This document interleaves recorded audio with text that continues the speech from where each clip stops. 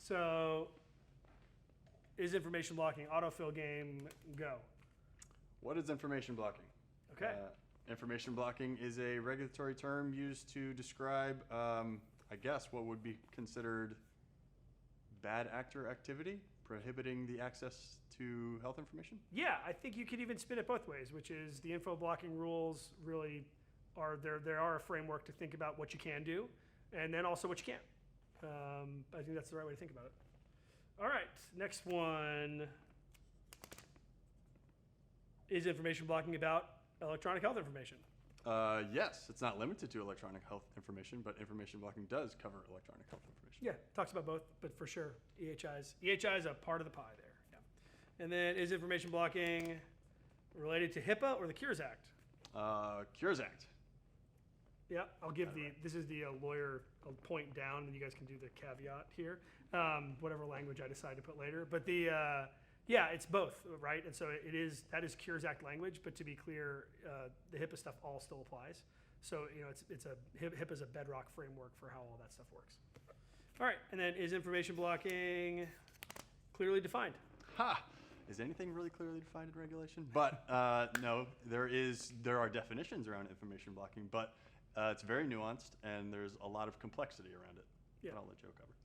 Yeah, I think it's intentionally broad is one of the things I would say. So it is clear that it's broad, and there are exceptions to it. And if the exceptions don't apply, then it's information blocking. So it's one of those kind of, that's how it's structured is, okay, if these exceptions apply, it's acceptable. But even those things are shifting. I think one of the important things is that the standards that are being held, as one example, there's some infeasibility language, but that's going to change over time. As stuff becomes more feasible, they're going to hold a higher standard. And so the regs are built for sort of the technological change that's coming.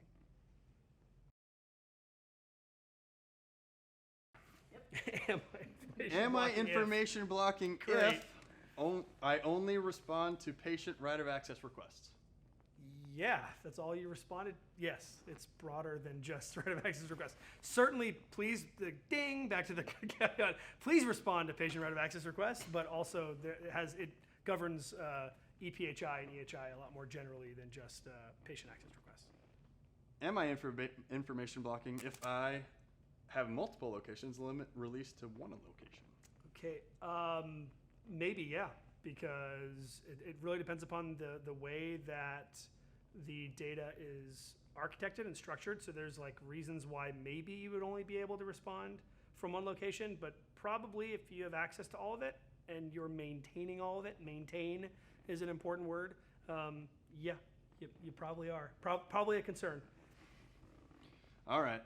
Am I information blocking if I verify a requester's identity? Nope, not info blocking. You have to be reasonable. Everyone's favorite legal term, reasonability. You got to be reasonable about it, but no, all of the privacy provisions and the rules around making sure that the data is secure and it's going to the right person are still applicable. And so you have to be reasonable and you have to be fast about how you do stuff generally. But no. You're not info blocking by doing verification steps. So we actually do have to verify that we're giving it to the right individual, correct? Well, yeah, there are rules around it, right? So for some things, there's like the verification is somewhat automated, but yeah, there's still a verification step one way or the other. Am I information blocking if I limit the length of time records can be accessed? Yeah, you have to leave a reasonable amount of time for people to access the record. You can't rush them by saying you have some limitation, and if you don't respond or access the record in some very, very short window, hours, something like that wouldn't be acceptable. You have to provide access that's reasonable. Doesn't mean you have to keep it forever and available and up forever and stored forever, that kind of thing. But you do have to provide reasonable access. At the end of the day, what is the purpose of the information blocking rules?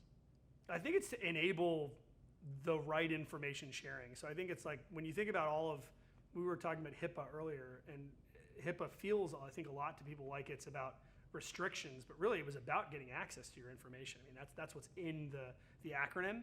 And that access sort of position, over the last 25, 30 years, it's only moved one way. And so this is just the next evolution of that. It's about setting up rules for, the 21st century and beyond about how does the right information go where it needs to go securely, but also as fluidly as possible, right? We don't want the quality of care to have a negative impact to it because of the right information not getting to the right person at the right time.